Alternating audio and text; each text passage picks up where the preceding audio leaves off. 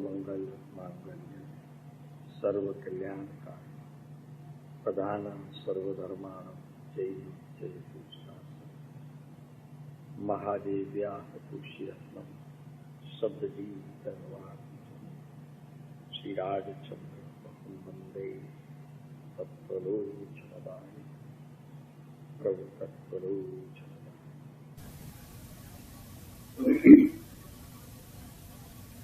આજે સાવત્સરિક મહાકલ્યાણક પવિત્ર દિવસ છે। વર્ષ દરમિયાન જે જીવો સામાન્ય દેવવંદન જેવી ફળવિધિ ન કરતા હોય એમના માટે આજનો દિવસ આચાર્યોએ કંઈક એવી રીતે નક્કી કર્યું હોય છે કે આજે તારે બધું કરવું વર્ષમાં એક વખત, પણ અહીંયા તો રોજ સાવત્સરિક પ્રતિક્રમણ અને નિત્ય ધર્મમય જીવન, નિત્ય ધર્મમય જીવન, કેમ કે મુમુક્ષુ છીએ એટલે આપણું જીવન તો એક સમય માત્ર પણ ધર્મ વિનાનો નથી,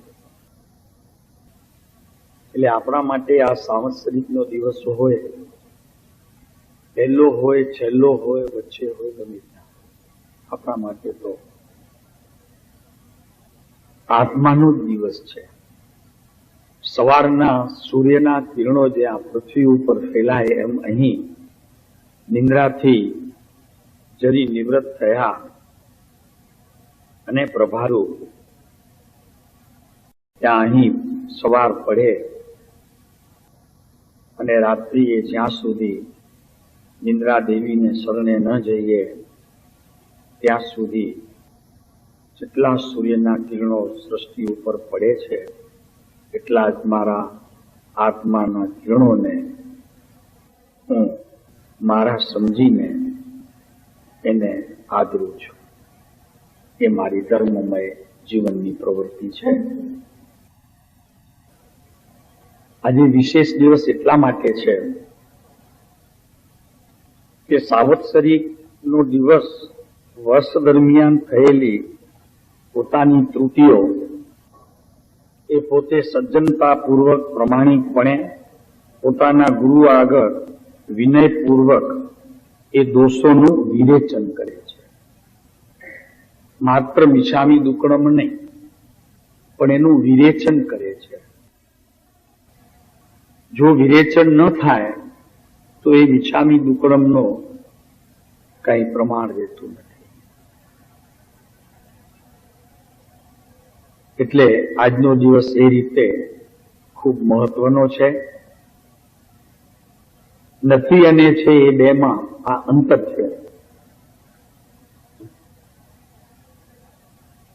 તો આજે આપણે આ સાવત્સરિકના મહાપર્વના દિવસે આપણે કલ્પસૂત્રનું વાંચન નિયમપૂર્વક જ્યારથી આ પદ્ધતિ બધાની વચ્ચે આપણે સાવત્સરિક કરવું, પર્યુષણ કરવા ત્યારથી આજ દિવસ સુધી આ કલ્પસૂત્રનું વાંચન આપણે કરીએ છીએ।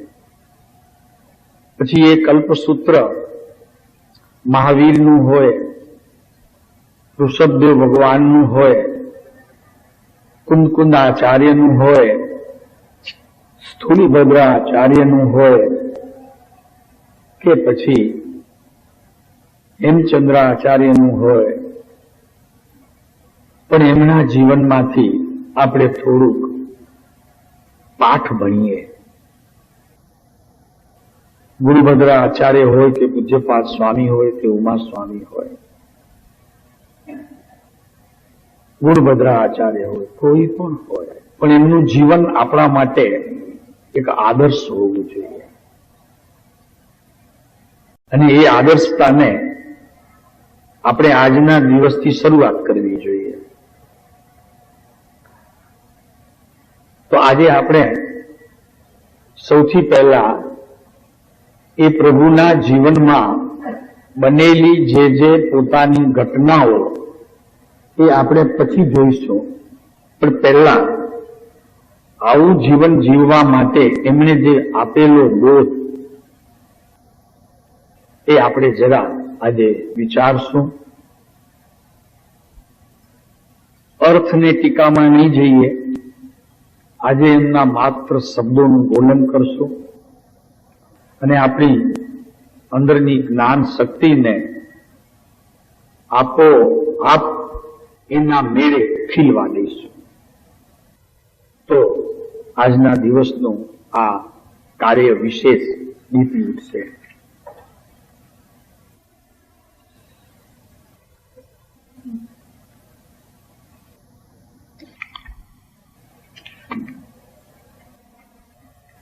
તો પુષ્પમાળા લઈશું. જેમ કે હમણાં જ ગાયું લોકિતાએ કે ગુરુનું મુખ તો પુષ્પ જેવું હોય છે.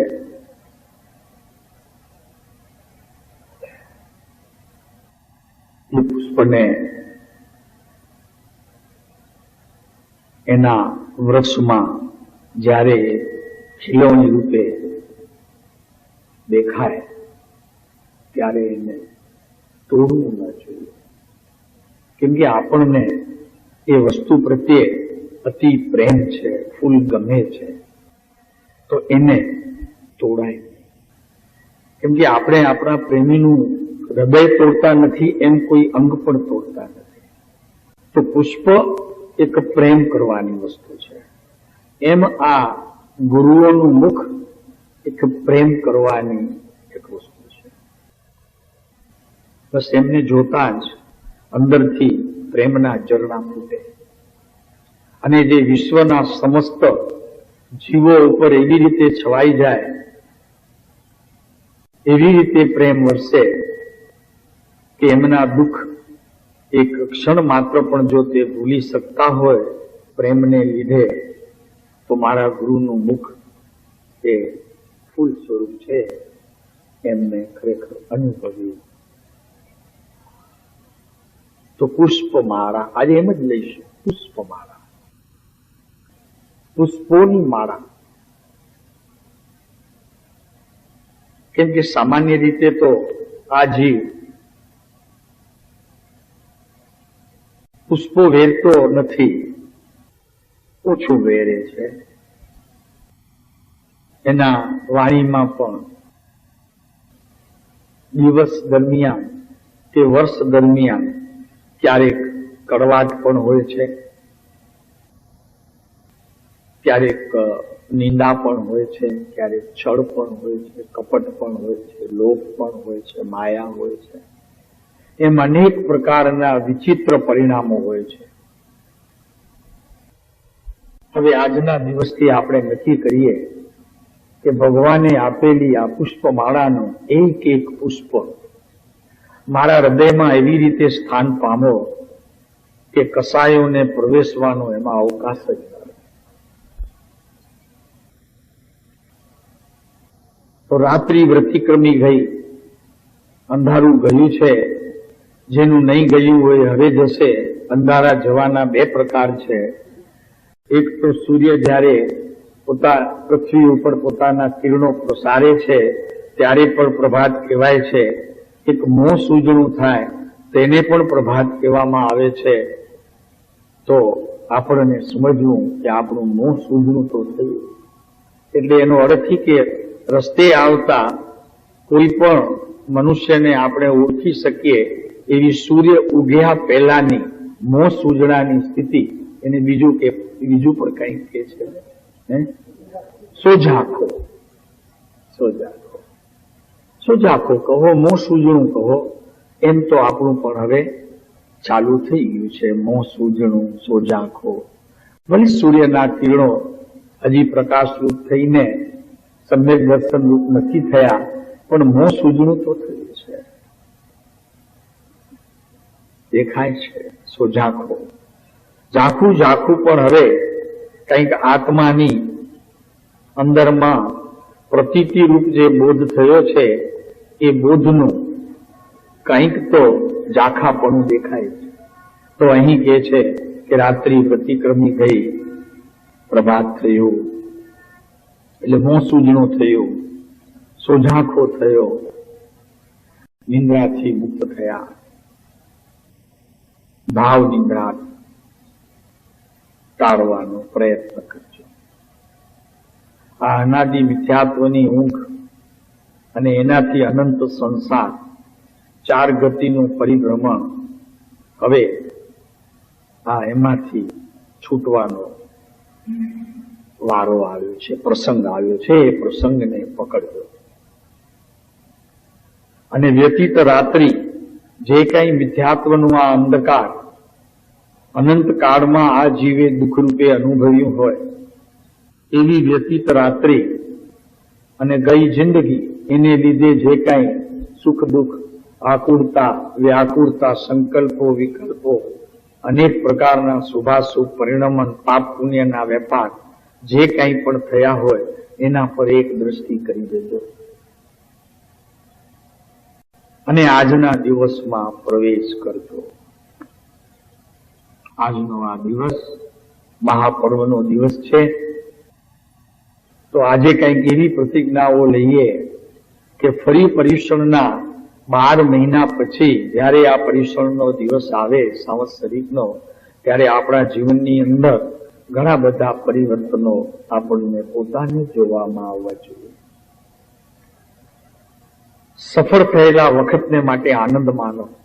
આ જે વખતે તમે નિર્ણય લો છો તે સમયને ખરેખર આનંદરૂપ ગણો કે આજે મારાથી આ ઉત્તમ કાર્ય કરવાનો કોઈ ગુરુઓ દ્વારા મને આ લાભ થયો છે, એનો આનંદ માનો અને આજનો દિવસ સફળ કરો.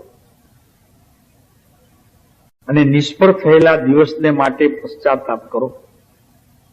એના પૂર્વના જે દિવસો ગયા છે એ દિવસોમાં કંઈક સફળતા કરી ન શક્યો, મિથ્યાત્વના અંશે પણ જાણી ન શક્યો, સમ્યક્ત્વના જેટલા પ્રકારો છે એ પ્રકારોને હું મારા જ્ઞાન દ્વારા નિર્ણયરૂપ ન કરી શક્યો, તો એનો પશ્ચાતાપ કરજો. શાસ્ત્ર શ્રવણ ન કરી શક્યો, ગુરુનું સમાગમ ન કરી શક્યો, ગુરુના વચનોને જે રીતે મારે ઉપાસના કરવી જોઈએ એ રીતે ન કરી શક્યો, એનું પશ્ચાતાપ કરજો. અને ફરી એવી નિષ્ફળતા ન થાય એના માટે આ વાત વિસ્મૃત કરી નાખજો. વાતને જ વિસ્મૃત કરી નાખજો.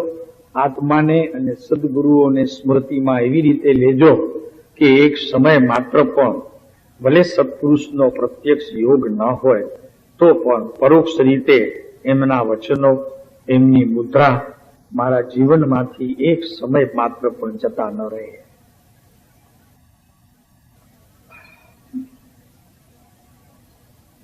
અઘટિત કૃત્યો થયા હોય તારાથી વર્ષ દરમિયાન, કોઈ પણ એવા અઘટિત એટલે કોઈને તારાથી દુઃખ ઉપજ્યું હોય અથવા તો તે દુઃખ આપ્યું હોય, તો એમાં ઉત્તમ નિમિત્ત બન્યો હોય, તો એવા કોઈ પણ કાર્ય તારાથી થયા હોય તો આજના દિવસે તો એનું સત્પુરુષો પાસે મિચ્છામી દુક્કડમ લઈ અને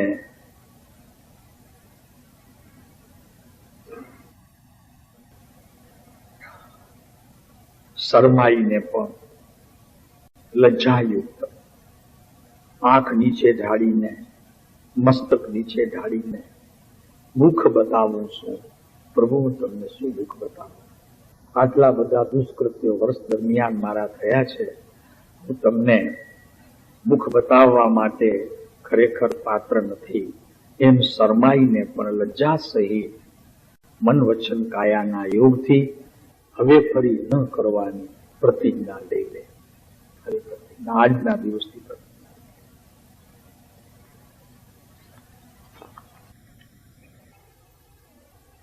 આગળ કહે છે કે તું ગમે તે કુળમાં જન્મ્યો હોય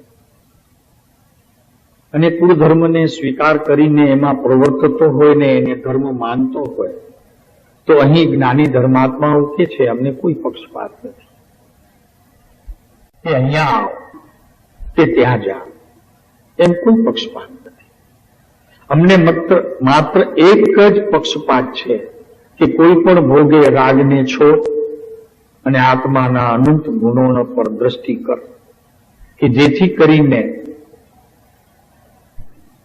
તારા આત્માને તો ઉન્નતિના શિખરે લઈ જાય અને એવી રીતે પ્રભુ ભક્તિમાં જોડાય કે માત્ર દેહ મન વચનથી નહીં પણ આત્માના કોઈ એવા અનંત ગુણોના સ્વરૂપમાં જેમ ગુણો રમે છે તેમ તું અહીંયા ભક્તિ રૂપે રમણતા કરી જેમ મધમાખી ફૂલ તરફ ગુંજારો કરીને પછી એ ફૂલની સુગંધને અને એની પાંખડીને લઈ અને જ્યાં મધપુડામાં જ્યાં એની રાણી બેઠી છે ત્યાં જાય છે, એમ તારે પણ તારા આત્માના અનંત ગુણોનું સ્મરણ કરીને એ ભક્તિરૂપી પદ અને એ આચાર તારા ગુરુના શરણમાં મૂકી શકે એવું તું કરતો હોય તો તું ગમે તે ધર્મને માનતો હોય, અમને કોઈ પક્ષપાત નથી. પણ બસ માત્ર કહેવાનું તાત્પર્ય એ છે કે જે રાહથી, રસ્તાથી, પથથી, માર્ગથી તારો સંસાર મળ અનાદિનો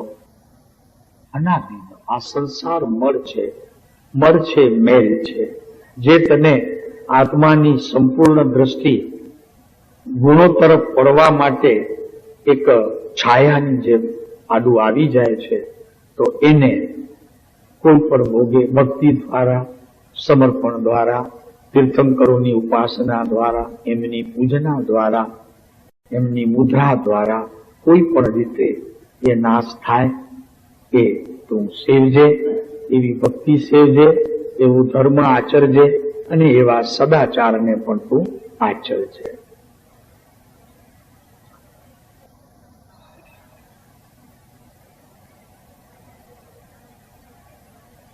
આજનો દિવસ તો તું દુષ્કૃત્ય નહીં કરે, પણ ગઈકાલ સુધી થયું હોય કે પર્યુષણના પહેલા દિવસે થયું હોય કે એના આગલા દિવસે થયું હોય, કોઈ પણ દુષ્કૃત્ય તારાથી થયું હોય તો તું મરણને સ્મરણ દે કે આ બધું દુષ્કૃત્ય હોય કે સુકૃત્ય હોય, આ બધું છોડીને મારે એક વખત મૃત્યુને શરણે જવાનું છે, પણ એ મૃત્યુનું શરણ એવી રીતે સ્વીકારું કે મારા સદગુરુ પણ એમની સાથે હોય, મારો આત્મા પણ અંશે સાથે હોય, એવી રીતે જો મૃત્યુ આવે તો મને મંજૂર છે, એમ માનીને આજના દિવસમાં પ્રવેશ કરજે.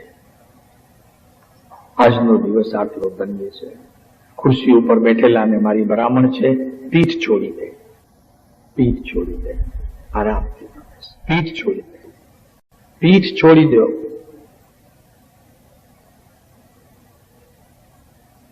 પીઠ છોડી દો. હા, બસ જરાક શું છે, જ્ઞાનીના વચનો વંચાય છે પ્રભુ, આમાં અવિનય થશે, દોષ આપણને લાગશે, તમને લાગશે, અમે તો કહીએ છીએ માત્ર. તો જાગૃતિ જેટલી રહેશે દેહની, કેમ કે અત્યારે આપણે દેહમાં છીએ, આત્મામાં નથી. તો આત્મામાં નથી એટલે દેહમાં છીએ, તો દેહની જાગૃતિ પણ થોડી આપણને કાર્યકારી હશે. આગળ કહે છે કે તારા સુખના ને દુઃખના બનાવોની નોંધ તે જે વર્ષ દરમિયાન કરી હોય એને આજે ફરી એક વખત વાંચી જશે.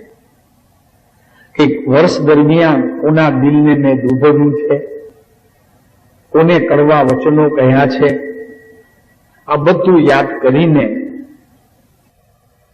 આજે નક્કી કર કે હવે વર્ષ દરમિયાન કોઈને દુઃખ થાય એવું એક હું કાર્ય નહીં કરું, એવું વચન પણ નહીં બોલું અને એવું મનથી પણ વિચાર કરીશ નહીં. એ હવે નક્કી કરી અને આજના દિવસને ફરી એક વખત સંભાળી જા, ફરી એક વખત સંભાળી જા. હવે બીજો બોલ. જો તું શ્રીમંત હોય, તારી પાસે ધન હોય, તો પૈસાનો સદુપયોગ કરજે, સદુપયોગ કરજે. અને સદુપયોગ કરીને પણ પૈસા કમાવાની નવી નીતિ રીતિને હવે કેટલા દિવસ મારે કરવું પડશે કે કેટલા દિવસ હવે હું કરીશ, એ બધું વિચારીને એનું કારણ શોધીને જેમ બને તેમ એમાંથી નિવૃત્ત થઈ જાય છે. કેમ કે જ્યાં સુધી આરંભ અને સમારંભ છે ત્યાં સુધી આત્માની માત્ર હોઠે છે, હૈયે પણ નથી ઉતરતી, તો જ્ઞાન સુધી તે ક્યારે પહોંચે?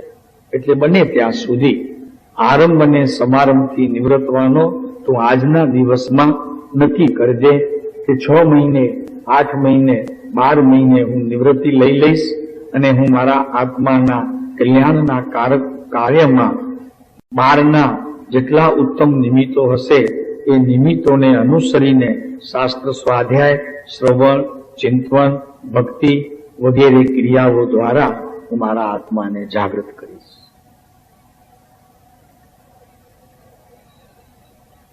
કૃપાલુદેવે બહુ સુંદર બોલ આપ્યું છે, જો કે આપણે એના વગર ચાલે નહીં, સંસારમાં છીએ એટલે.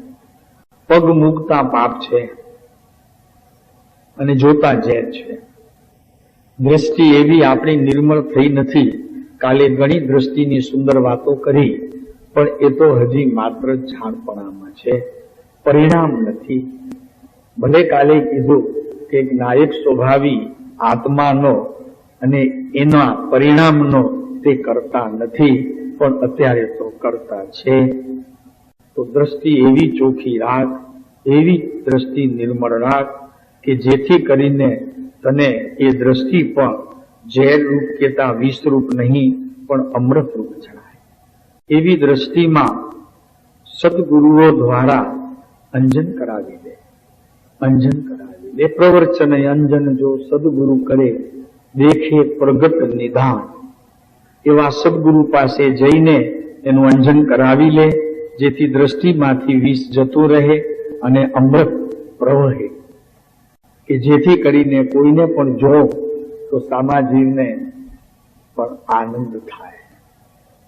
તારું પડખું કરીને ખસી ન જાય તો કે ઉભા રહો, બાજુએથી નીકળી જઈએ, એમ ન કરે. અને માથે મરણ છે એને નિત્ય યાદ કરજે. સવારના રોજ ઉઠે ત્યારે પહેલું આ વિચાર કરજે કે માથે મરણ ઊભું છે. પ્રભુ, કાલનો દિવસ તો મારો ગયો, હવે આજના દિવસમાં એવી પ્રવૃત્તિ કરું કે આ મરણની સ્મૃતિ સદાને માટે જતી રહે અને ત્યાં હું આત્મા છું એમ સવારના નિંદ્રાથી નિવૃત્ત થતા આની યાદ આવે. પણ અત્યારે મરણને યાદ કરવું સારું છે, કેમ કે જેટલો તું મરણને યાદ કરીશ એટલું તું સત્પુરુષોની નજીક જઈશ. કેમ કે મરણમાં શરણ તો એક સત્પુરુષ છે, એ જ તને શરણું આપશે. અને એ જો હાજર રહેશે પ્રત્યક્ષ કે પરોક્ષ, તારું જીવન સુધરી જશે અને મરણ પણ સુધરી જશે. બીજા ભાવમાં તને એવા સરસ યોગ મળશે કે જેથી કરીને આત્માની વાત જ રૂચશે, સંસાર તને રૂચશે નહીં.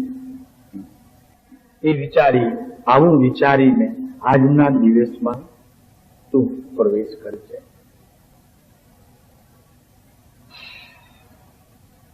આજના દિવસમાં બીજું એક નક્કી કરી લે કે હું આક્રમક કદી નહીં થાઉં, આક્રમક નહીં થાઉં.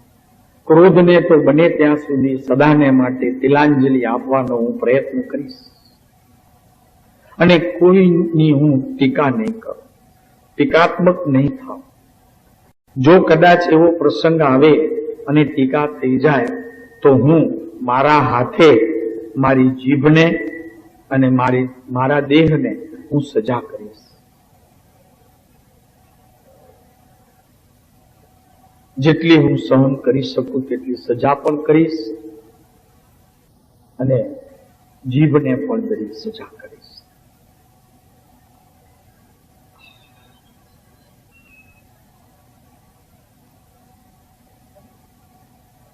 અને આ રીતે મને હું સુધારવા માટે પ્રયત્ન કરીશ એમ સમજીને હું આજના દિવસમાં પ્રવેશ કરીશ.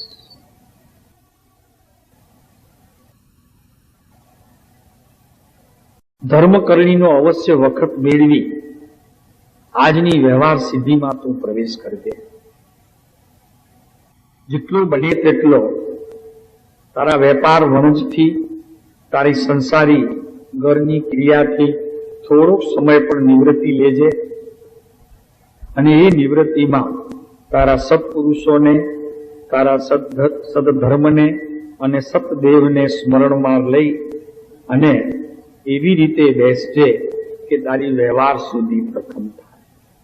કેમ કે જો વ્યવહાર સુધી નહીં હોય તો એને આત્માની વાત સાંભળવી ગમશે, પણ અંદર રુચિપૂર્વક ઉતારવાની વિધિ નહીં થાય.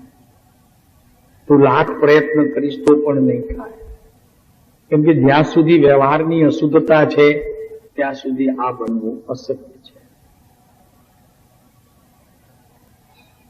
એટલે પછી તારી બધી જ યોજના પ્રયત્નપૂર્વક એમ પણ ચાલશે અને સહજપૂર્વક પણ ચાલશે. એમ આજના દિનને આવી રીતે આનંદમય બનાવીને, સુખી થવાનો દ્રઢ નિર્ધાર કરીને આજના દિવસમાં પ્રવેશ કરશે.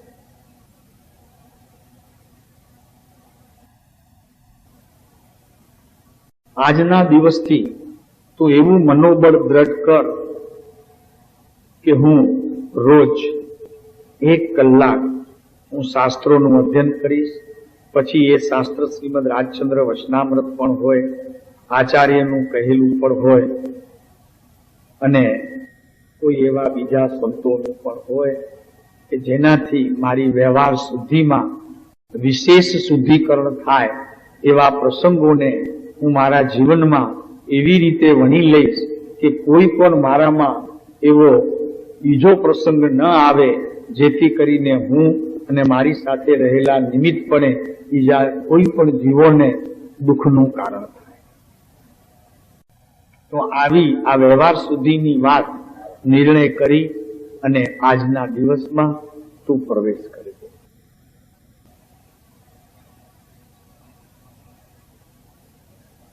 કદાપી પ્રથમ પ્રવેશે અનુકૂળતા ન પણ થાય.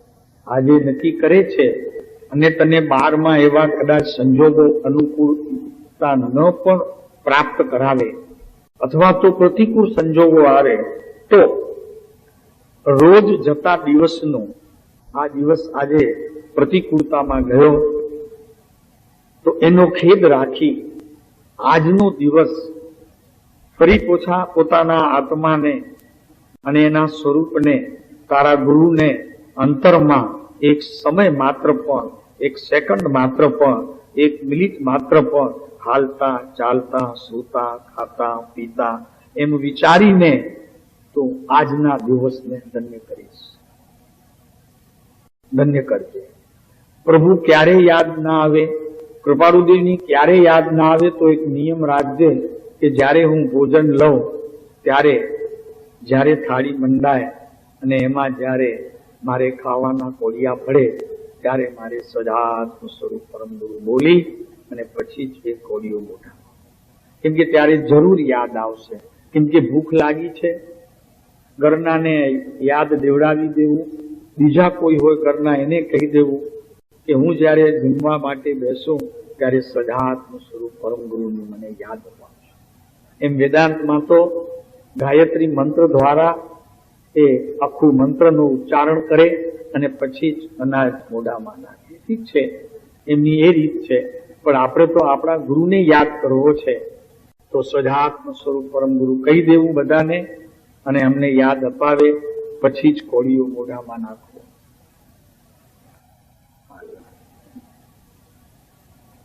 હું કોઈ પણ રીતે એવા કોઈ અનિષ્ટ સંજોગો હોય તો એ સંજોગોને હું કોઈ દિવસ આધીન થઈશ નહીં. ત્યાંથી છૂટો થઈ જઈશ, એ ક્ષેત્ર છોડી દઈશ, એ સમયથી હટી જઈશ. એમ કોઈ પણ દુષ્ટ એવા કોઈ પણ નિમિત્તો સંજોગો મારે આધીન થવાના પ્રસંગમાં આવતા હોય તો તે ક્ષેત્રને હું છોડી દઈશ. એમ સમજીને હું આજના દિવસમાં પ્રવેશ કરીશ. અને બીજી વાત, દીવા સ્વપ્નમાં કદી નહીં રાખજો. દીવા સ્વપ્ન એટલે મોટી મોટી વાતોમાં ભરમાઈને, મારા ધર્મને છોડીને કોઈક એવા ધન કમાવાના અર્થે બીજાની લાલચમાં આવીને હું મારા સ્વભાવને નહીં. હવે શું કરવું છે લાલચને? બસ રોટલા તો છે મને, હવે તો વાંધો આવે એમ નથી, મળી રહેશે રોટલા. હવે ધન કમાવીને એ ધનનો દીકરાઓ કંઈક ઉલટો આપણે જતા રહીએ પછી જો વ્યવહાર કરે એના કરતા તો પોતાના હાથે જેટલું અપાય તેટલું દાન ધર્મ પુણ્ય કરી અને દેહ છોડી દેવો. છોકરાનું ભવિષ્ય છોકરા પાસે આપણે એના માટે રાખશો, રાખ્યું રહેશે નહીં. અને ખરેખર એના ભાગ્યમાં હશે તો તમે છાસ રોટલો ખાતા હતા એ આજે 1000 રૂપિયાની થાળી જમે છે. તમે તમારી પાસે ગાડું નહોતું ફરવા માટે, અત્યારે એ 20 લાખની ગાડીમાં ફરે છે. એના બાપાએ રાખ્યું નહોતું પણ એના ભાગ્યનું હતું, બધું મળી ગયું. પણ તમને એમ છે કે કંઈક તો રાખવું જોઈએ ને, એટલે 80 વર્ષ સુધી કામ ચાલુ રાખીએ અને પછી છેલ્લે સમયે કાંઈ હાથમાં દેખાય નહીં અને પછી રડવું આવે તો શું કરવું? કાંઈ કર્યું નહીં, એમ કરવું નહીં. એમ સમજીને જો તું ધંધાર્થી હો તો આજીવિકા અર્થે આ વાત નક્કી રોજ સવારના ઉઠીને વિચાર કે ક્યાં સુધી. એક વાત બહુ સુંદર છે કે તારા હાથે કોઈની આજીવિકા આજે તૂટવાની હોય તો બસ આટલું કહીને કૃપાળુદેવ પર અટકી ગયા છે. તારા હાથે કોઈની પણ આજીવિકા તૂટવાની હોય તો શું કરે?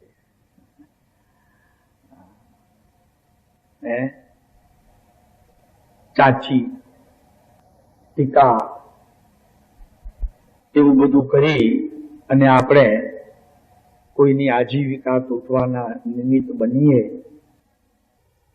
નહીં. કરવું તૂટવાની હોય તો બસ કૃપાળુદેવે અહીં આવીને અટકી ગયા.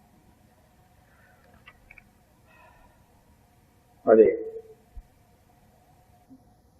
ચાલ્યું આવતું વેર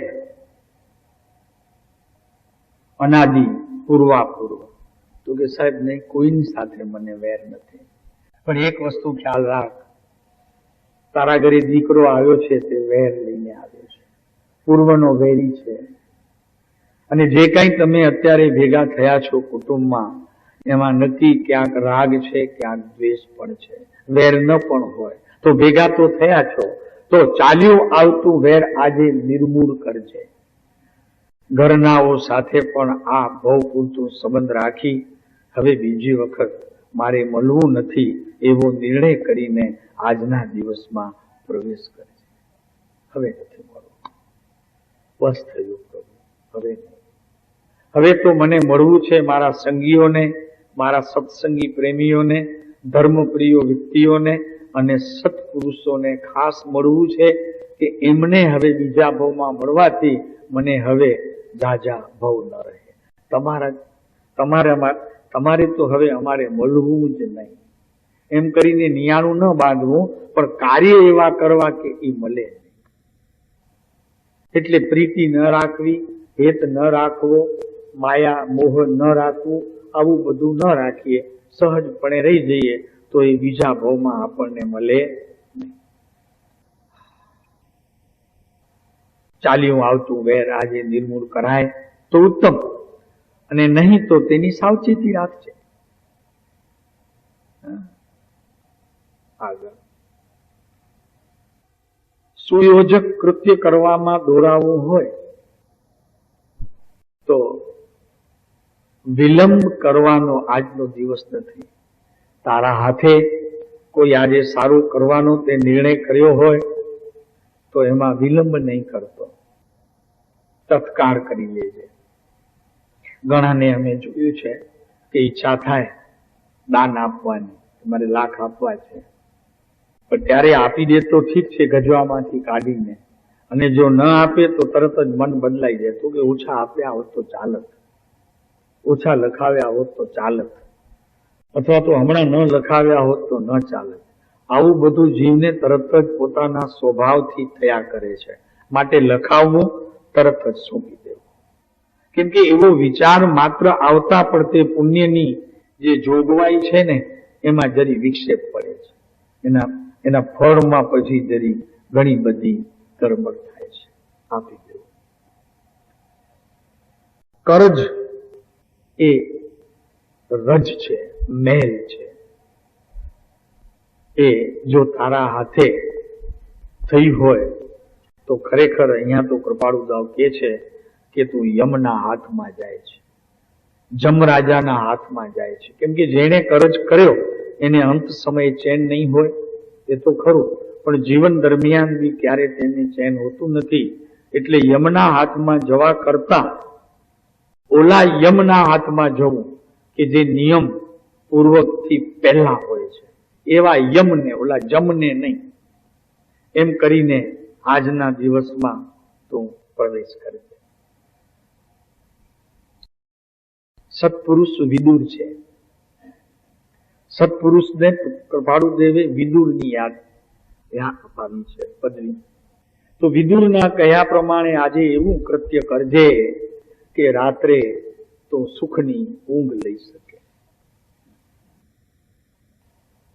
એમનો સંગ કરે તો એ ક્યારે દૂરથી જ ભાગે તો કહેવાનો એમને તો કઈ સિવાય કે આ પ્રસંગમાં પછી તો કઈ સમય મળતો નથી. આજનો દિવસ સોનેરી છે. જો આજનો દિવસ તારા જીવનની અંદર એક સુવર્ણમય દિવસ છે, પવિત્ર છે, કૃત્ય થવાનો દિવસ છે, એમ સત્પુરુષોએ કહ્યું છે. માટે કોઈ પણ પ્રકારના બીજા વિકલ્પોને તોડી એને માન્ય કર. હા પા કે હા પ્રભુ, આજનો દિવસ મારા જીવનમાં આવ્યો. ઉંમરના હિસાબે જુએ તો ઉંમરમાં તો રોજ 1 વર્ષ ઓછું થાય છે, એક દિવસ 1 વર્ષ જેવડું ઓછું થઈ જાય છે. કેમ કે એક દિવસ ગયો છે એ વર્ષ થવાનું છે. તો આજનો દિવસ મને હજી મળ્યો છે આ મનુષ્ય ભવમાં ઉત્તમ, કે હજી આ સાંવત્સરિકનો દિવસ મારા જીવનમાં આજે 70મા વર્ષે પણ આવ્યો. હું ખરેખર ખૂબ ભાગ્યશાળી છું. પ્રભુનો મોટો ઉપકાર છે, પોતાના પ્રભુનો, કે કંઈક એવું પૂર્વે જીવદયા જોગ કાર્ય કર્યું છે જેટલું આજે આવું સુંદર આયુષ્ય, નિરોગી આયુષ્ય મને મળ્યું છે. તો મારે આ માનવ ભાવમાં જેટલું થાય તેટલું સુકૃત્ય કરી લેવું જોઈએ. એમ સમજીને તું આજના દિવસમાં પ્રવેશ કરજે. તમાકુ સૂંઘવા જેવું નાનું વ્યસન હોય તો પણ આજે પૂર્ણ કર.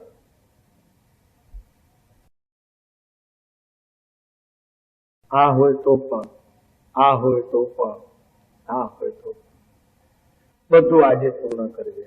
અરે એ તો વ્યસન છે, પણ બીજા પણ એવા અકર્તૃત્વપણે પણ કર્તૃત્વ સમજીને જે વ્યસન છે, એવા નિંદાના પ્રયોગ, કોઈની સાથે માયા છળ કપટ કરવું, દ્વેષ ભાવ રાખવો, એ પણ એક વ્યસન છે.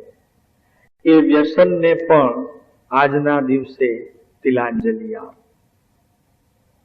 કોઈની વાત કોઈ આગળ કરવી, આની વાત આને કરવી, આની વાત આને કરવી, આની વાત આને કરવી, આ બધા પ્રસંગોથી હવે તું નિવૃત્ત અને આજના દિવસમાં પ્રવેશ કરજે. આજે સોનેરી સુવર્ણ દિવસ છે. આજે કેટલા સત્પુરુષોનો સમાગમ થયો, એકે નહીં છે ક્યાં. કૃપાળુ દેવે આ લખ્યું હશે ત્યારે એમને ખ્યાલ નહીં હોય, અને લખ્યું છે તો ખોટું તો લખે નહીં. કોઈએ નથી, ક્યાં છે? કાલે એક બેન પૂછતા હતા, ઓલા છેલ્લા બેઠા છે, તો કે કોઈ છે નહીં, કૃપાળુ દેવ છે નહીં, પછી આપણને હવે કોને માનવો? મેં કીધું તમારો આત્મા છે કે નહીં પ્રભુ, એને સત્પુરુષો પણ સત્પુરુષ છે આ એમ સ્વીકાર કરી લ્યો અને એને માનતા થઈ જાઓ.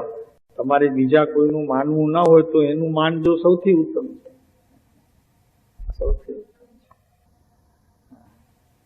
એમ સત્પુરુષ તે આત્મા છે, એમ પ્રભુશ્રીએ 74 નંબરના પત્રનો ખરેખર અર્થ પણ કર્યો છે કે એક સત્પુરુષને શોધ અને એ કહે તેમ ખયો જા. પછી મોક્ષ ન મળે તો મારી પાસેથી લીજે. એમ જે કહ્યું છે તો એ સત્પુરુષનો અર્થ પ્રભુ શ્રીએ આત્મા કહ્યો છે. આત્માને ઓળખ. અને વાત બી એવી છે કે જ્યાં સુધી તો આત્માને નહીં ઓળખે અંશે પણ ત્યાં સુધી સત્પુરુષનો નિર્ણય કરવો કઠણ છે. કરતો બી નહીં, દુઃખી થઈશ. કેમ કે સત્પુરુષ તો નક્કી નહીં થાય, પણ ક્યાંક અસત્પુરુષોમાં સત્પુરુષ બને તો ક્યાંક નિર્ણય કરી બેસીશ, સંસાર બગડશે. ધર્મ તો ઠીક છે બગડશે, પણ સંસાર બગડશે. એના કરતા એક કામ કર કે બસ તું તને ઓળખ્યા કર ને, તને ઓળખ્યા કર. અને પછી જેટલી તારી ઓળખાણ એ આત્મા તરફ જશે તેટલા સત્પુરુષો નજરાયા કરશે. આજે કેટલા સત્પુરુષોનો સમાગમ કર્યો. આજે વાસ્તવિક આનંદ સ્વરૂપ શું થયું? મુમુક્ષુ એને કહેવાય કે જે પોતાની ડાયરી રાખે, જે પોતાની નોટબુકમાં કંઈ પણ પોતાનો ઉતારો કરતા નથી, શુભાશુભ ભાવનો, શુદ્ધ પરિણામનો કે પછી આવેલા કોઈ ઉત્કૃષ્ટ ભાવનો, એને અહીંયા મુમુક્ષુ કહેવામાં પણ આવતો નથી. ડાયરી તો હોવી જ જોઈએ પોતાની, નિત્ય નોંધ. આજે મારાથી કોઈ દુષ્કૃત્ય થયું હોય તો એની પણ નોંધ હોવી જોઈએ. ભલે બીજાને વાંચવા ન આપો, પણ એની નોંધ હોવી જોઈએ. બીજા દિવસે, 8 દિવસે, 10 દિવસે વાંચો ત્યારે આ કૃત્યનું સહેજે સહેજે પ્રતિક્રમણ થઈ જાય છે. પ્રાયશ્ચિત આવે, પ્રતિક્રમણ થઈ જાય. તમારે 1 કલાક બેસવાની પ્રતિક્રમણમાં જરૂર ન પડે. એટલું તે ડાયરીનું મહાત્મ્ય છે. રોજ નિશી, રોજ લખવાની. તો આનંદ સ્વરૂપ શું થયું? આજે વાસ્તવિક આનંદ સ્વરૂપ મારાથી કયું કાર્ય થયું? એ ચિંતવન કોઈક વિરલા પુરુષો જ કરે છે. હવે જેને ઘેર આ દિવસ ક્લેશ વગરનો ગયો, કોઈ પણ પ્રકારનો વાતાવરણમાં દૂષિતતા પ્રવેશી નહીં, એકદમ આનંદ આનંદ આનંદ. સંપ ત્યાં, સંપ ત્યાં બીજી જગ્યાએ તો હોય, બધી જગ્યાએ, પણ મોટી મુશ્કેલી હોય, ઘરમાં જ નથી હોતો. બહાર તો એવો ડાયો હોય કે 4 જણમાં પૂછાય પણ ઘરમાં જ વાંધા હોય. અને આપણી ખરેખર જો પરીક્ષા કરવી હોય અને આપણે કેટલા સારા છીએ એમ જો ખરેખર કોઈને પૂછવું હોય તો ઘરવાળાને પૂછી લેવું, તો બધી ખબર મળી જાય કે આપણે કેવા છીએ. એમ બહેનોની વાત પુરુષોને પૂછી લેવી તો ખબર પડી જાય. કેમ કે એમને જેટલી ખબર પડે એટલી કોઈને ખબર ન પડે. એટલે જેને ઘેર આ દિવસ ક્લેશ વગરનો અને સ્વચ્છતા રૂપ, સ્વચ્છતા એટલે ઘર તો ચોખ્ખું રાખવું જોઈએ, ખાલી કામવાળીઓ ઉપર ભરોસો ના રાખવો જોઈએ. આપણે પણ થોડી સફાઈ તો કરવી જોઈએ અને ઘરને એટલું ચોખ્ખું રાખવું જોઈએ કે એ ઘરની સુગંધની અંદર ત્યારે ત્યારે આત્માની સુગંધ પણ પ્રસરે. જો ખરેખર ઘર સ્વચ્છ હશે, સુઘડ હશે તો. ઘણાના ઘરમાં તો સુઘડતા નથી હોય. એક એક વસ્તુઓ એવી રીતે ઘરમાં પડી હોય છે કે જેમ ભંડારિયામાં ઓલા ફાટેલા તૂટેલા કચરા પડ્યા હોય, અગર મ્યુનિસિપાલિટીનો ડબ્બો પડ્યો હોય, એવું ઘર ઘણાનું હોય છે. તો એ ઘરમાં ન તો પ્રભુનો વાસ છે, ન તો સત્પુરુષોનો વાસ છે, ન તો આનંદનો વાસ છે, ન તો સુખનો વાસ છે, અને ન તો શાંતિ કોઈ દિવસ તે ઘરમાં મળી શકે. આપણને પણ હાથ બઢાવો, પુરુષોને પણ, કે ભાઈ ઘર જેટલું સુઘડ સ્વચ્છ હોય તેટલું આનંદદાયક છે. આત્માની સ્મૃતિ આવે એવું છે. કેમ કે આત્મા પોતે બહુ વ્યવસ્થિત ને સુઘડ છે. એમ અહીંની વાત આવી રીતે બધે જગ્યાએ ફેલાય છે.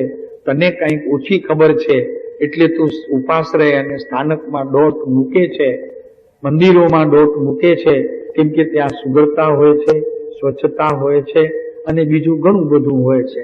પણ વાસ્તવિકપણે તારું ઘર પહેલું ખ્યાલ રાખવાનું કે જેને ઘર ક્લેશ વગરનો, સ્વચ્છતાથી, શૌચતાથી, સંપથી, સંતોષથી, સૌમ્યતાથી, સ્નેહથી, સભ્યતાથી, જો કેટલા બોલ લીધા, આટલા બધા બોલ કૃપાળુદેવે લીધા છે, તો એ ખરેખર જો હોય તો તને આજે કંઈ પણ લાભનું કારણ થવાનું છે.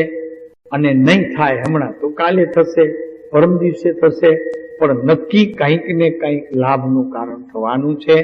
એટલે જેને ઘેર આવો પવિત્રતાનો વાસ છે તેને પ્રભુ જરૂર ડોકિયા કરે છે, પ્રભુ પધારે છે એક દિવસ, કે જેને ઘેર કોઈ દિવસ ક્લેશ નથી થતો, બધા સંપત્તિ રહે છે.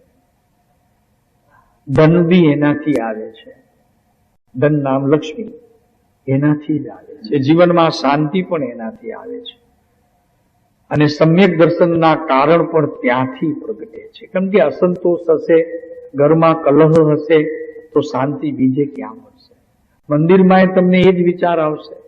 માટે બને તેટલું ઘરને સ્વચ્છ, સુઘડ, સંતોષી, સંતોષ, સૌમ્ય અને સ્નેહ પ્રેમપૂર્વક બધાની સાથે વર્તીએ તો તે ઘેર પવિત્રતાનો વાસ છે, લક્ષ્મીનો પણ વાસ છે.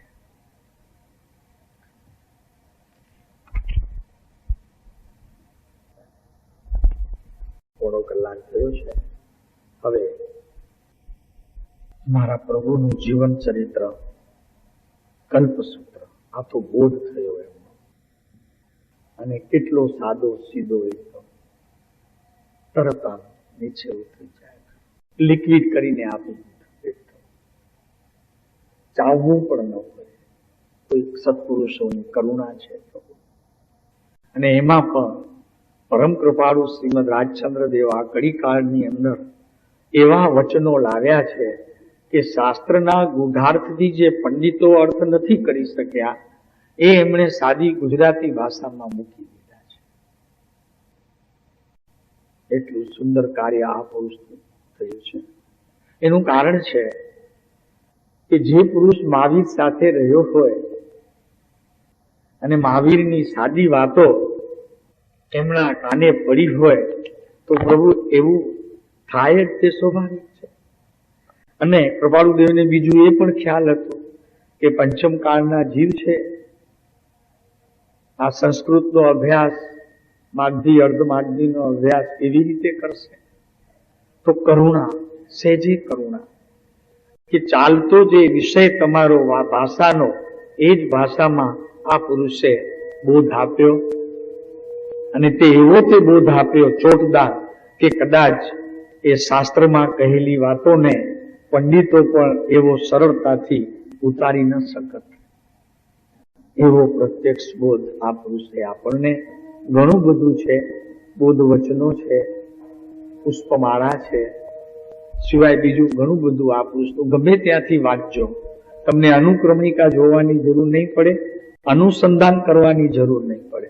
જ્યાંથી વાંચશો ત્યાંથી સુંદર સુંદર સુંદર. અને એમ નહીં લાગે કે આનું આગળ શું આવ્યું હતું, એ પણ નહીં લાગે. આ કૃપાળુ દેવની આ પંચમ કાળની અંદર ઉત્કૃષ્ટ અધ્યાત્મને અનુસરનારી વિતરાગ દશાનું વર્ણન, આ કલ્પસૂત્ર.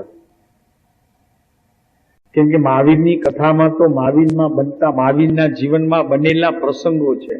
અહીંયા તો કૃપાળુદેવ પોતાના આત્મામાં બનેલા પ્રસંગોને અહીં આપણી સામે મૂકે છે કે અમારા જીવનની અંદર તો જે કાંઈ બન્યું હોય તેનું તો જગત સાક્ષી છે, પણ અમારા આત્માની અંદર જે કંઈ બન્યું છે એને પણ અમે જગતને સાક્ષી બનાવવા અમે આ વચનો ઉતારીએ કે જેથી કરીને જગતના કલ્યાણને ઈચ્છતા જીવો માટે આ વચનો સાધનરૂપ થાય.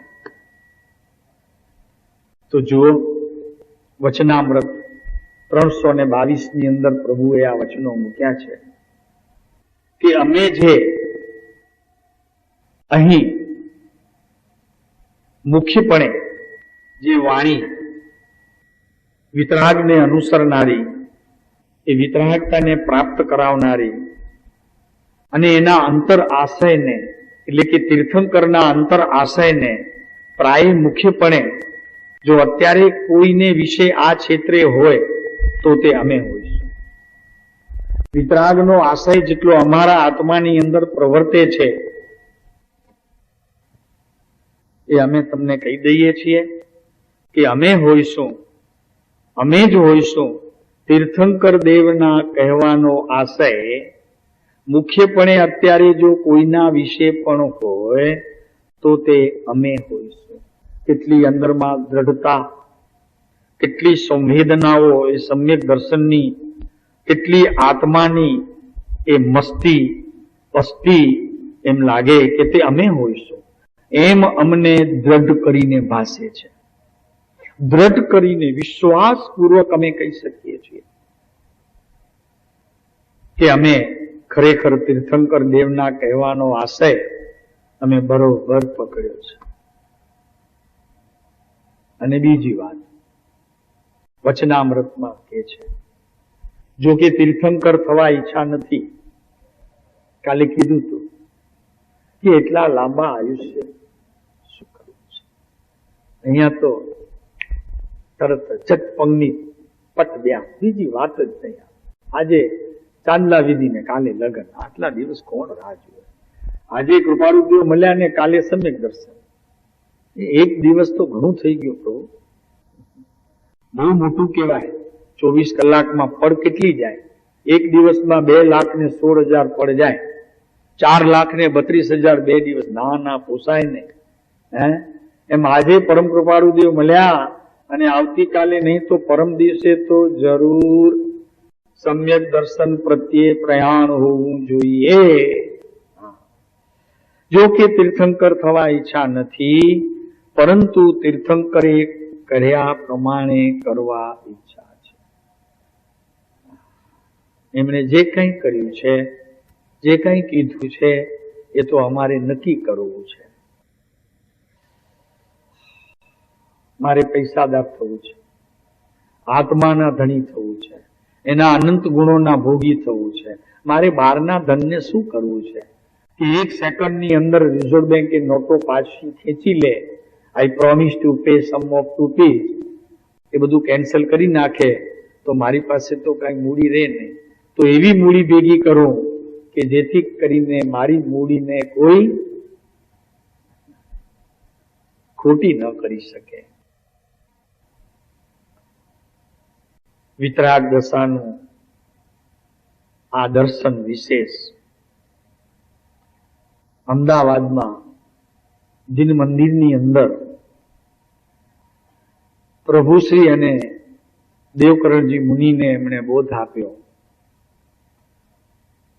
કે મુનિ, નિસંદેહ સ્વરૂપ નાના અવતાર છે જે તમારી સામે ઉભો છે. આ ઉભો છે મંદિરમાં, નિસંદેહ પણ એક નાના અવતાર છે. એક સામે બેઠો છે, મંદિરમાં હતા ને, એટલે એક બેઠો છે અને એક આ ઉભો છે. બંને નિસંદેહ પર એક જ્ઞાન સ્વરૂપ છે.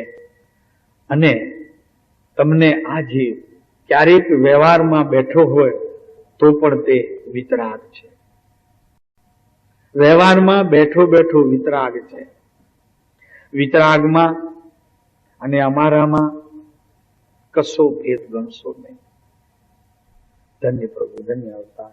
કેવી આત્માની અંદરમાં મસ્તી હશે, એ અસ્તિત્વનું પોતાને કેટલું બધું અંદરમાં પરિણમન હશે કે આમ કહેવાય જાય છે કે મુનિ, વિતરાગતામાં અને અમારામાં કઈ ભેદ ગણશો નહીં.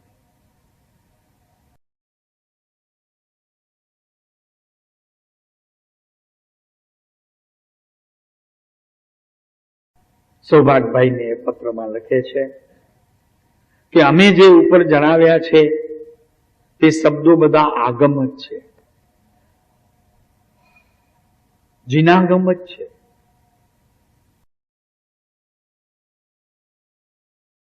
દ્વેષ અને અજ્ઞાન અને રાગ એ ત્રણેયથી આ રહિતપણે કહેવામાં આવ્યા છે.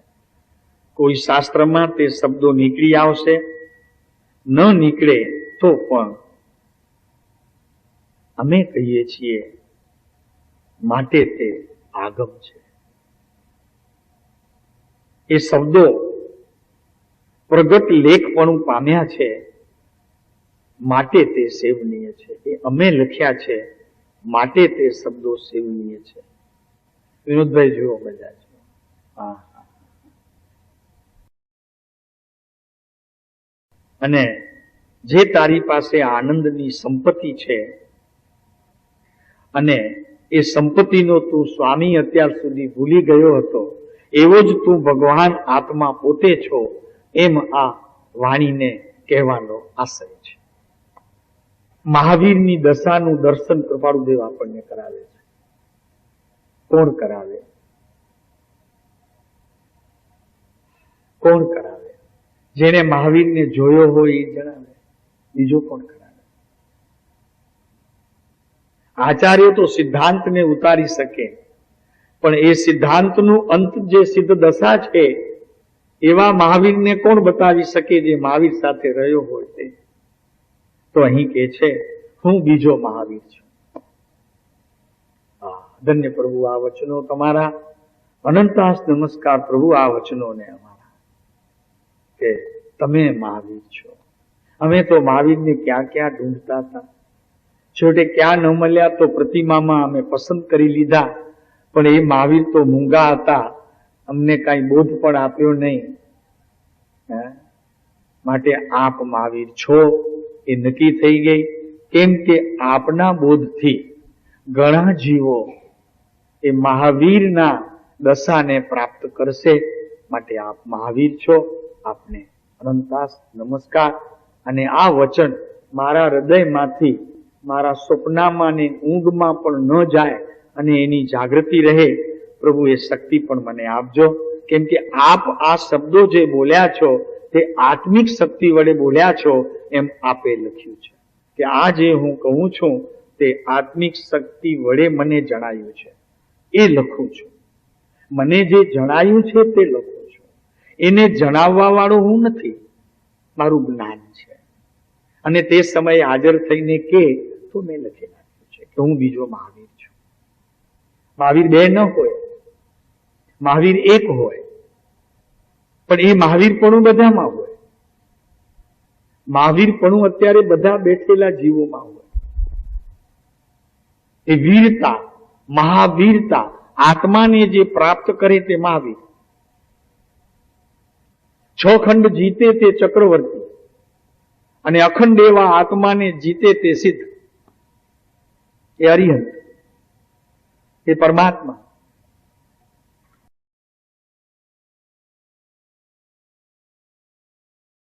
પરમ શાંતિના ધામ અમે બીજા શ્રી રામ. અમે બીજા રામ પણ છીએ, ખાલી મહાવીર નહીં, રામ પણ છીએ. કેમ કે જે દશા રામ પામ્યા હતા એ દશા મહાવીર પામ્યા છે, એ કૃષ્ણ પામવાના છે.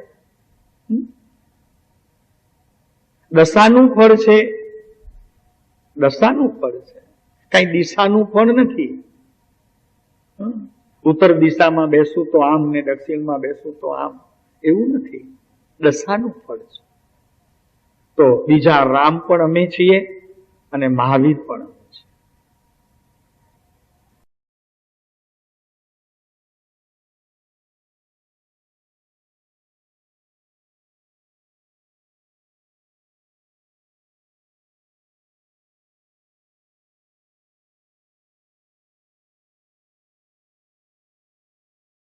કૃપાળુદેવ મુનિને કહે છે કે મુનિ,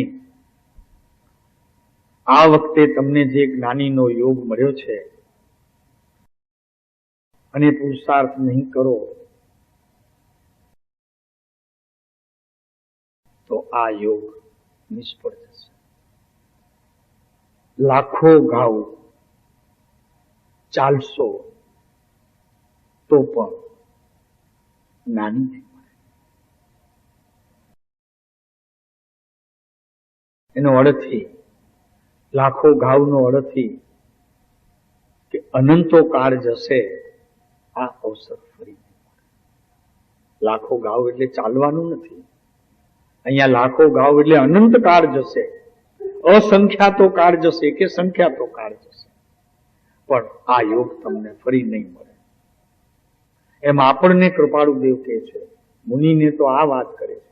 આપણને પણ કહે છે કે અક્ષર દેહે તમને મળ્યા છીએ, પ્રત્યક્ષ સમજી લેજો, પ્રત્યક્ષ માની લેજો કે અમે જ છીએ. એક એક અક્ષરમાં અમારો નિવાસ છે, અમે જ છીએ.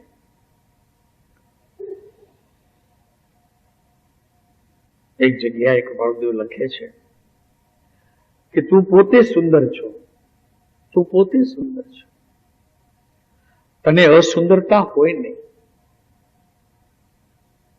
તને બ્યુટી પાર્લરમાં જવાની જરૂર ન હોય, બહારથી તને કાંઈ ગ્રહણ કરવાનું નથી, જે અંદરમાં જ્ઞાન છે તેને બહાર લાવવાનું છે.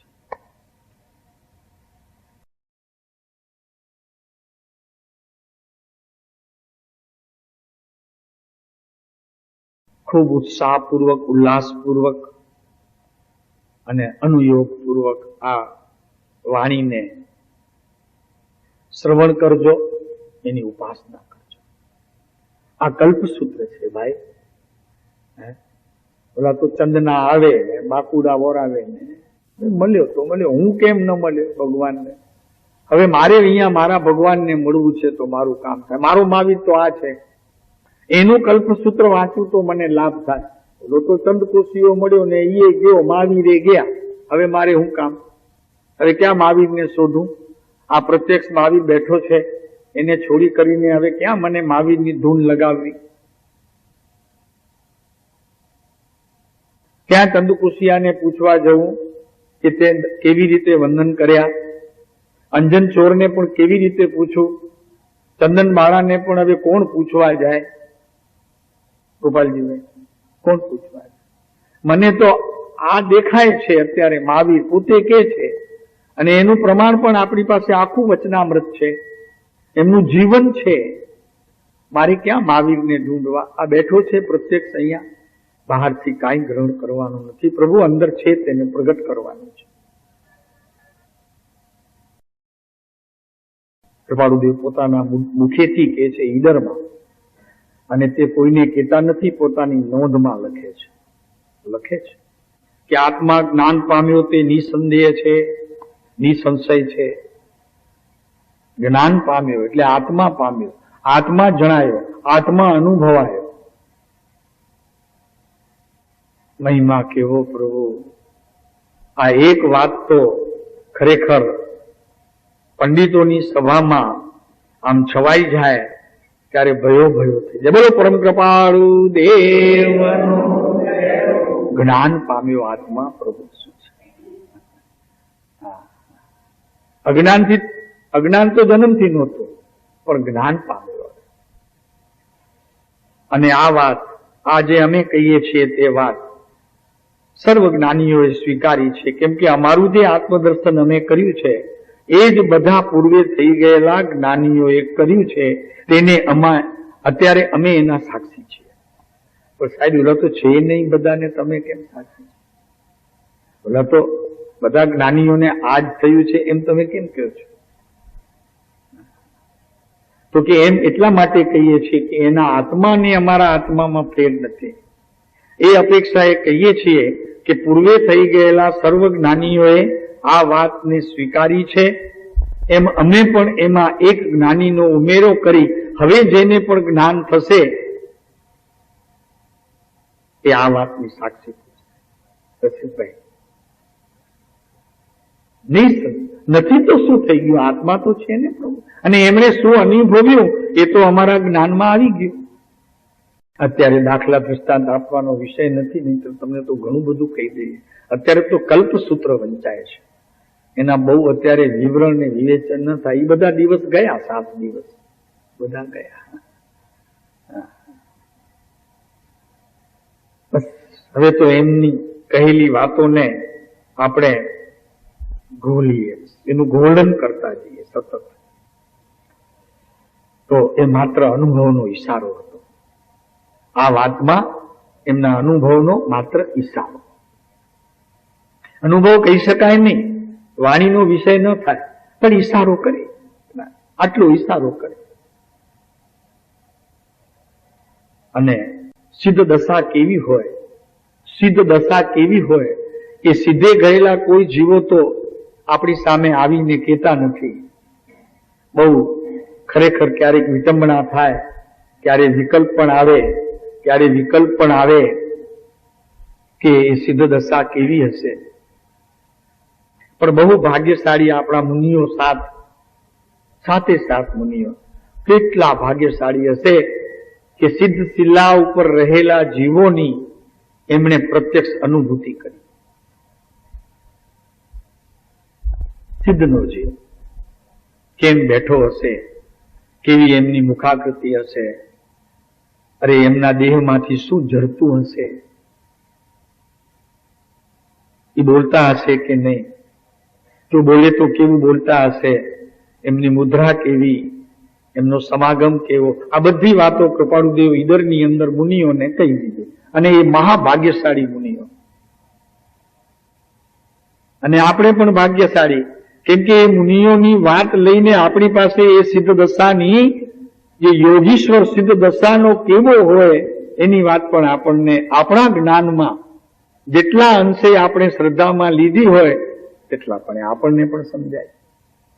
તો કે છે કે મુનિ, આ સિદ્ધ શિલા અને આ બેઠા તે સિદ્ધ, બોલો સિદ્ધ પરમાત્માનો જય હો. એવા સિદ્ધ પરમાત્મા ભગવાનનો જય હો. આપણે કઈ જેવા તેવા નથી પકડ્યા, લખી રાખજો. આ રાજનગરમાં કઈ એમને એમ નથી બેસાડ્યા કે સારો પથ્થર મળ્યો પછી એની ગળાઈ કરી અને સરસ બહુ ટાઈમ આપ્યો, 6 ટકા 8 ટકા ખાધા, એટલા માટે કૃપાળુદેવની પ્રતિમા, એટલા માટે જીન બિંબોની પ્રતિમા નથી બેસાડી. પણ જીન પ્રતિમાઓની અંદર જે સિદ્ધપણું છે એવું જ સિદ્ધપણું મારામાં છે. અને એ જેટલા અધિકારી હતા તેટલો જ હું અત્યારે અધિકારી છું એ સિદ્ધપણાને પ્રાપ્ત કરવા માટે. જેટલો અધિકાર એમને હતો એમના આત્મા પ્રત્યે એટલો અધિકાર અમને પણ છે. પણ બસ અમે એ અધિકારનો ઉપયોગ કર્યો નથી. પણ પ્રભુ આપને એટલા માટે અહીંયા બિરાજ્યા કે આપે એ અધિકાર કેવી રીતે બજાવ્યો, ક્યાંથી સમન્સ લાવ્યા, આ નોટિસ ક્યાં બજાવી તમે. બસ એવા અમને કોઈ વકીલ, સોલિસિટર મળી જાય તો અમારે પણ તમારી ઉપર આ નોટિસ બજાવીને આ બધું તમે કેમ મેળવ્યું એની અમારે જરી ખાતરી કરવી છે. એટલે આ બેઠા તે સિદ્ધ. એટલે શું ભાઈ, તો કે સાધ્ય આત્માની સિદ્ધિ એનું ફળ કેવું હોય જોઈ. સાધ્ય આત્માની સિદ્ધિ તો કે એ સિદ્ધ દશા, એનું ફળ જોઈ લો. તો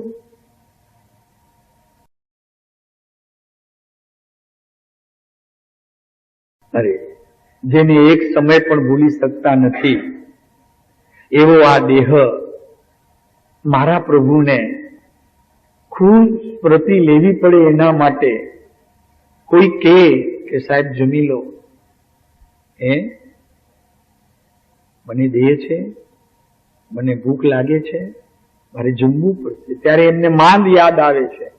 એવા પ્રભુને દેહ છતાં દેહાંતિક દશા જેને નિરંતર વર્તતી હતી એવા પ્રભુ જ્યારે પોતાના મુખેથી કે અમે દેહધારી છીએ કે કેમ તે સંભાળીએ ત્યારે માંદ જાણીએ છીએ. પહેલા તો સ્મૃતિમાંથી વહી ગયેલી વાત છે, એને સંભાળવું પડે છે, મન ઉપર આવવું પડે છે, જ્ઞાનથી મનની ભૂમિકામાં આવવું પડે છે. અને એ મનની ભૂમિકામાં આવા પ્રકારના વાઇબ્રેશન ઉભા થાય ત્યારે ખબર પડે કે હું દેહ પણ છું. એટલે જાણીએ છે શબ્દ મૂક્યો છે.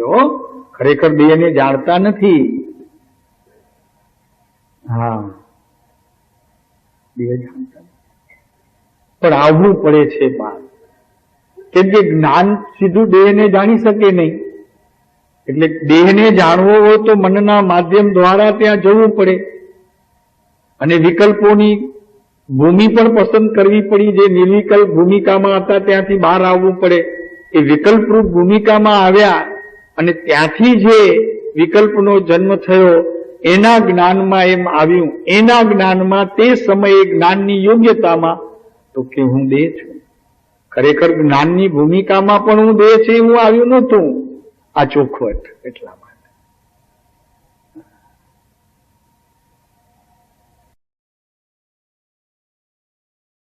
બસ, પણ જ્યારે આવ્યું પાછું તો ત્યારે પણ જાણ્યું તો હે પણ એ દેહ ને, જ્ઞેય પણ નહીં. મારા જ્ઞાનનું તે જ્ઞેય છે એમ નહીં, હે છે. આને કઈ સાચવવા જેવું નથી જ્ઞાનમાં. આમ તો સાચવવા જેવું તો નથી, દવાઓ આપી આપીને એને ટકાવી રાખવા જેવું તો નથી. છેલ્લે ઓલું શું કે તમારે એવું મોનિટર રાખે છે, ઓલું પછી ટકાવી રાખે ને, ઓલા ધીરુભાઈ ને રખાવી રાખે હે વેન્ટિલેટર. એ વેન્ટિલેટર તો રાખવા જેવું નથી એને ટકાવવા માટે, પણ દવાથી એ ટકાવવા જેવું નથી, ઓપરેશન કરીને ટકાવવા જેવું નથી. આ ડોક્ટરોના ધંધા અમે બંધ કરાવશો, હા એવા ધંધા માંડ્યા છે આ જ્ઞાનીઓ બધા બેઠા છે ને સભામાં. દેહ તો આમે સાચવવા જેવો નથી, પણ દેહ સંબંધીનો વિકલ્પ રૂપી જ્ઞાન છે ને, એને પણ જ્ઞાનીઓ હે માને છે, છોડવા યોગ્ય છે. મારું જ્ઞેય પણ નથી. જ્ઞેય તો ઉપયોગી હોય તો જ્ઞેય તરીકે સ્વીકાર કરે, જાણવા રૂપ હોય તો. આ તો જાણવા રૂપ પણ નથી, છતાં જાણવા રૂપ શબ્દ એમણે મૂક્યું છે કૃપાળુદેવે, તો એમના તે સમયના ઉપયોગની વાત કરી અને અમે વાત કરી છે. જુઓ કેવી રીતે કલ્યાણ કરે છે, કેવી રીતે કલ્યાણ કરે છે, કેવી રીતે જીવોનું આ કલ્યાણ રૂપ ભાવના એમના અંતરમાં કેવી રીતે હોય છે જ્ઞાનીઓના.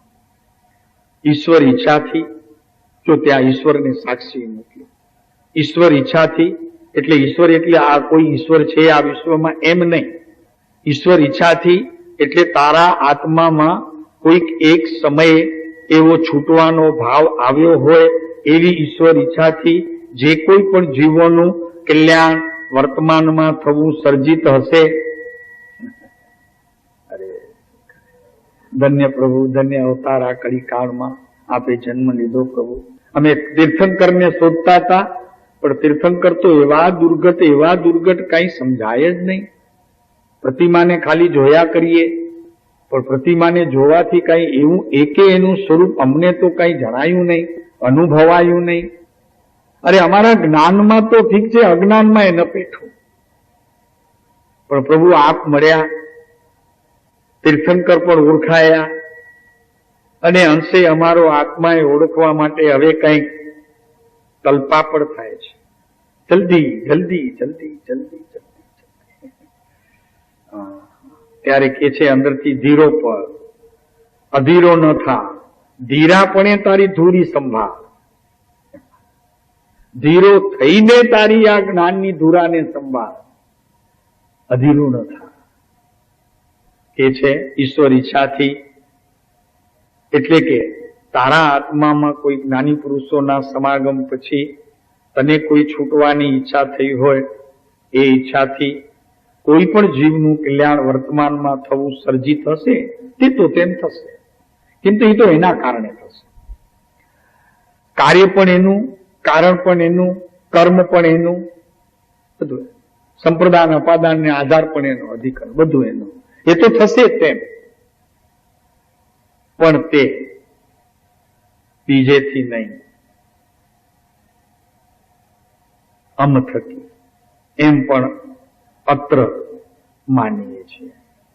તો આનો અત્ર અમ થકી જે શબ્દ છે એ આપના ઉપર છોડીએ છીએ, આપના જ્ઞાનના ક્ષયોપશમની શક્તિ ઉપર છોડી દઈએ છીએ. કેમ કે આ વાત બહુ જાહેરમાં કહેવા જેવી નથી. કહીએ તો ઘણાને પોતાના ગુરુ જેને બીજા કોઈ માન્યા હોય તો દુઃખ લાગે, એટલે આપના ઉપર છોડી દઈએ છીએ. કેમ કે વાત એવી છે બીજી કે તમે ક્યાં અટકો છો, એ મોક્ષ માર્ગમાં કેમ પ્રવેશ કરી શકતા નથી, તમે અટકો ક્યાં છો, એ અટકવાનું ખરેખર જ્ઞાનીના ધ્યાનમાં હોય છે. અને પૂછે તો કહેવાય છે, એમને એમ કહેવાથી એનું મહાત્મ્ય જ નથી આવતું. અને જો વસ્તુનું મહાત્મ્ય ન આવે તો કહ્યું ન કહ્યું બરાબર છે. સમજાય.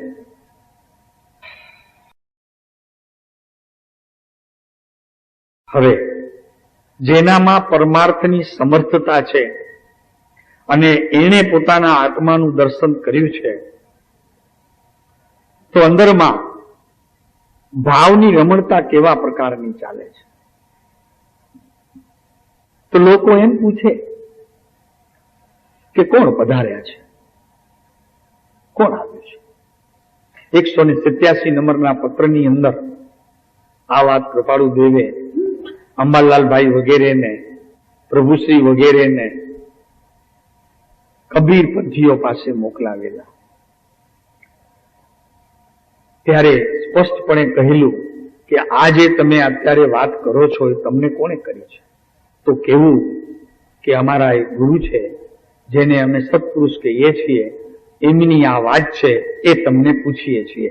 એમ અહીં પણ આ જ પ્રસંગ બીજો પ્રસંગ છે કે જો તમારી યોગ્યતા હશે પરમાર્થની સમર્થતાના દર્શન કેમ કરવા, પરમાર્થ નામ ઉત્તમ આત્મા વિશ્વની અંદર જે વસ્તુ છે એની સમર્થતા કેટલી છે, એનામાં તાકાત કેટલી છે, શું મારે એના દર્શન કરવા પડે કે એ મને દર્શન આપે? વિનોદભાઈ આ જુઓ, એની સમર્થતા કે એ મને દર્શન આપે કે હું એના દર્શન કરું. આ સમર્થતાનો જે મર્મ છે બહુ મોટો મર્મ છે. કોણ આપશે હર્ષદભાઈ? ઈ આપશે કે મારે મહેનત કરવી પડશે? જુદી વાત છે. એ કઈ સહેલું નથી એનો ઉત્તર. બોલો, તમે આ સમ્યક દર્શન કરશો કે એ સમ્યક દર્શન આપશે? મોટી વાત છે. આટલી ટૂંકામાં એનો ઉત્તર ન મળે અને સમજાવવાનો એ વિષય પણ નથી. એ તો પોતે સમજે તો થાય અને પછી લખે કે શું થયું. ઘીનો સ્વાદ લખી ન શકાય, પણ ઘી કોઈની હારે ભળ્યું હોય તો ઘીનો સ્વાદ આવે. એમ અહીં આ વાત છે કે કોઈકની સાથે ભળ્યા હો તો ખબર પડે, પણ તમે એવા રહ્યા હો કોરા ને કોરા ધાકડ, ખબર ન. એટલે આ પણ વાત બહુ કઠણ છે. કેમ કે જ્ઞાનીની જે ભાષા છે ને અને એનો જે માર્ગ છે ને એ પગદળિયા જેવો છે. રાષ્ટ્રીય માર્ગ 4 વે નથી, 1 વે છે. અને એ 1 વે પણ એવો છે કે એક જ ચાલી શકે, આમ 4-5 ભેગા ન ચાલી શકે. એક જણો જઈ શકે, એક જણો જઈને ભલે લાખો અનંતો જઈ શકે, પણ આમ જઈ ન શકે. પગદળિયા જેવી એમની વાત છે. એટલે એકનું તમારે ચાલવું છે તો વિચાર પણ તમારે એકલાએ કરવું પડે. અને અહીં તો કૃપાળુદેવ ખાતરી આપે છે કે જો તમારી યોગ્યતા હશે એ પરમાર્થની સમર્થતાના દર્શન કરવા માટે, એટલે તમારા આત્માના તમને જો દર્શન કરવા હોય, સમ્યક દર્શનને પ્રાપ્ત કરવું હોય, 4 ગતિથી છૂટવું હોય, સંસારના દુઃખથી છૂટવું હોય, તો આપવાની સામર્થ્યતા વાળો પુરુષ બીજો તમારે શોધવો નહીં પડે. આવી ખાતરી આપે છે. ગેરંટીનો માલ અહીંયા છે અમારી પાસે. 100% પ્યોર સોનું, 24 કેરેટ.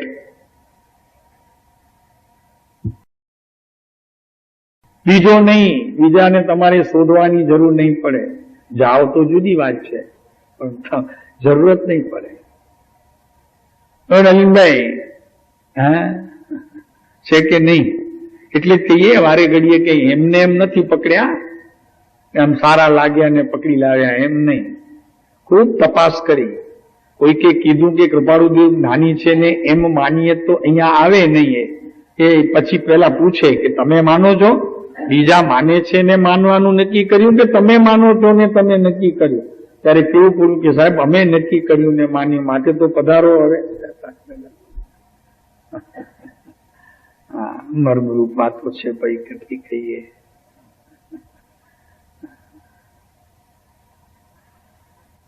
કોકના કહેવાથી મહેમાન બી આવતા નથી. આપણે ફોન કરીએ, બીજાને બોલાવ્યા હોય મહેમાનને જમવા, તો કે ભાઈ અહીંયા ભાઈ બેઠા છે વિજયભાઈ ને એ તમને બોલાવે છે. તો કે આ ઘર કોનું છે? તો કે ઘર તો મહેન્દ્રભાઈનું છે. તો કે તો નથી આવતા.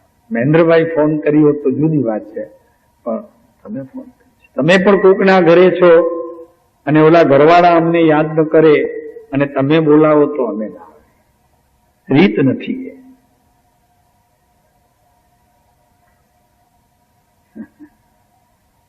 કઠણ છે, કઠણ છે.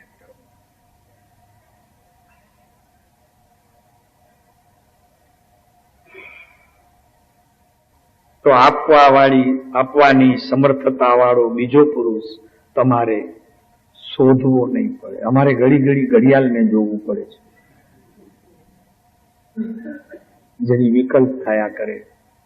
કેમ કે 1.5 કલાક થવા આવે. તમારી સ્થિરતા પણ પછી કેટલી હોય, ઘણી બધી. તો પણ ઘણી સ્થિરતા લે છો.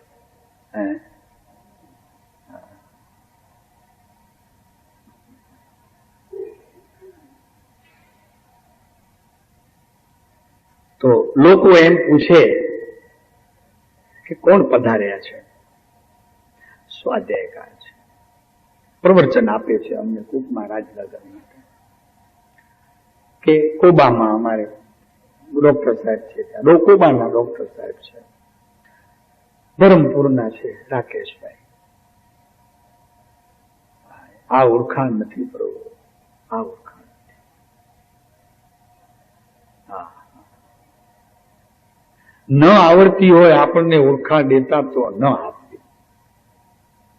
પણ અહીં તો સદગુરુના દર્શનની વાત છે કે લોકો એમ પૂછે કે કોણ પધાર્યા છે, ત્યારે સ્પષ્ટ કહી દેવું કે મારા પરમ કૃપાળુ સદગુરુદેવ પધાર્યા છે, તેમના દર્શનાર્થે જાઉં છું. એમનું એ જાણે, પણ આપના ભાવમાં તો સમર્પણતા સિવાય કોઈ બીજો ભાવ હોય નહીં. અને હોય જો બીજો ભાવ તો કામ થાય. આના સિવાય બીજો ભાવ હોય નહીં, અને આના સિવાય બીજો ભાવ હોય તો કામ થાય. કેમ કે આ વાત પણ અધિકારી જે હોય આ વાતનો એને સમજવામાં આવશે. બીજા સમજીશે પણ નહીં, સમજાશે પણ નહીં. માત્ર શ્રવણ થશે, પાછું અહીંયાથી નીકળી જશે. એને શ્રવણ થવું બી કઠિન છે. એટલે અધિકારીને આ વાત ખરેખર અનુભવમાં આવે અને સમજાય પણ. જે અધિકારી ન હોય, આ વાતને સમજવાનો અધિકારી, એને આ વાત સમજાય. હવે નિષ્પ્રહતા કેવી હોય છે? સદગુરુઓની અંદર, સત્પુરુષોની અંદર કેટલા નિષ્પ્રહ હોય છે. એ નિષ્પ્રહતાને અનુસરતો આ દિવ્ય દશાનું વર્ણન એમના પોતાના મુખેથી, કૃપાળુદેવના મુખેથી. મુક્તિ એ નથી જોઈતી, મુક્તિ જ જોઈતી નથી. કેમ કે હું વર્તમાનમાં મુક્ત સ્વરૂપ છું, એનો અનુભવ કરું છું. મુક્તિ ક્યાં જોઈએ? અરે જૈનોનું કેવળ જ્ઞાન પણ જેને જોઈતું નથી, એને કદાચ ભગવાન બહુ રાજી થાય, બહાર બેઠો, અમને એનાથી વિશેષ શું આપે? આવી જેની અંદરની મસ્તી આત્માની. જૈનોનું કેવળ જ્ઞાન નથી જોઈતું, ભાઈ અમને શું વાત છે? એ કદાચ પુરુષ રાજી થાય તો હવે પરમેશ્વર એને કયું પદ આપશે? કેવળ જ્ઞાન નથી જોઈતું તો કયું પદ આપશે? બહુ ખુશ થઈ જાય તો. આવી તો જેમની અંતરદશા હતી. આ પુરુષ હસતા રમતા પ્રગટ હરીને દેખતો હતો. હસતા રમતા પ્રગટ,